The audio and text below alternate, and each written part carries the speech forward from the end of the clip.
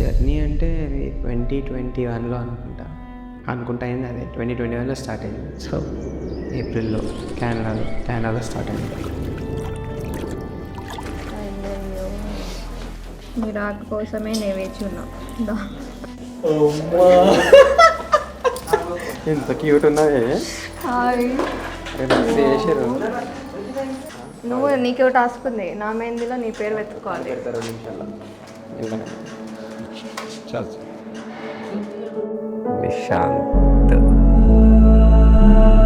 3.5 yearsలో మాట్లాడింది తక్కువనే, కానీ మాట్లాడిన ప్రతిసారి ఒక వైబ్రేషన్ ఉండేది. లైక్ ఆయన కేరింగ్ కానీ, ఆయన చూసుకునే విధానం కానీ, ఫ్యూచర్ ఏంటి, ఫ్యూచర్ మీద తనకున్న విజన్ కానీ, ఇవన్నీ చూసి అనిపించింది like he's the right guy. అందుకే సంజు సెలెక్ట్ చేసుకుంది అని. ఫస్ట్ ఇప్పుడు చూస్తున్న నిశాంత్ చాలా డిఫరెంట్. ఫస్ట్ చూసిన ఆయన చాలా మొరటోడు ఉంటుండే. నేను వచ్చిన తర్వాతనే కొంచెం సాఫ్ట్నెస్ అనేది వచ్చింది. అంటే నా కోసం he went through all those changes. And ఆయన బెస్ట్ వర్డ్స్ నాకు మాత్రమే తెలుసు.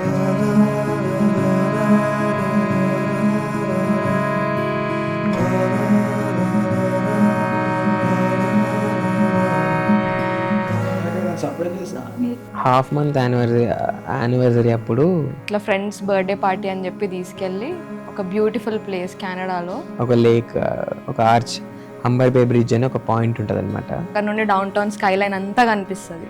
అక్కడ తీసుకెళ్ళి ఇంకా కేక్ కట్ చేపించి చిన్న గిఫ్ట్ ఇచ్చాను అనమాట. 6 months సెలబ్రేట్ చేసుకున్నాం. It was beautiful. అది మంచి మెమరీ నాకు.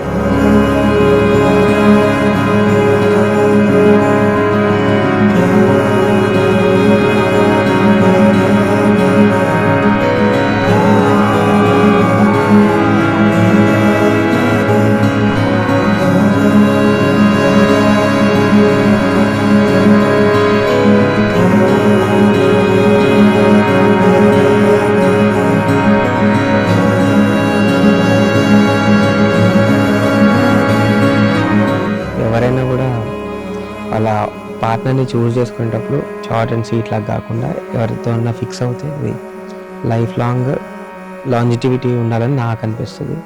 చెప్పిన అన్నీ వింటూ నా కంప్లైంట్స్ అన్నీ భరిస్తూ ఇక్కడ వరకు వచ్చినాం. ఇప్పుడు 3 years బ్యూటిఫుల్ జర్నీ మంచి టర్న్ తీసుకుంటుంది.